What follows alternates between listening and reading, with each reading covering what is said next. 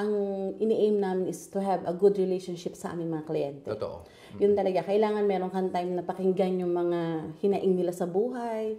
Kailangan mong pakinggan ng kanilang sasabihin sa'yo araw-araw, ano nangyari sa kanilang maghapon. So, dapat you have time. Okay. May puso ka sa kanila. Yun yung tingin ko na naging key namin.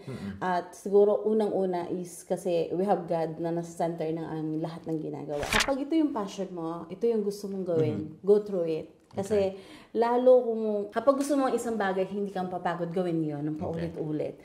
Kasi kapag gusto mo siya, kailangan ipupursu mo na maibigay ang the best mo para lang mag-succeed ka ng tama papunta doon. So, kailangan lagi ay, yung number one kong iiwan is put God in the center of everything. Meron akong puso, pakinggan sila. Lagi akong, ginagawan ko is meron kaming relasyon, tamang relasyon sa bawat isa na kailangan babalikan nila ako na kay Ate Lovely kasi parang napaka-atiis ko, tinutulungan. At saka po, kapag may tinanong sila sa akin, lagi akong nandyan to help. Kahit hindi ko po siya trabaho, talagang gagawan ko ng paraan matulungan sila. So, doon po talaga yung ginagawa ko para sa kanila. Kapag gusto mo, step forward. Huwag kang susuko. Kapag ikaw ay nandoon na may benta o wala nang atrasan yan, mananatili ka na dapat na ipagyamanin kung ano ang sinimulan mo.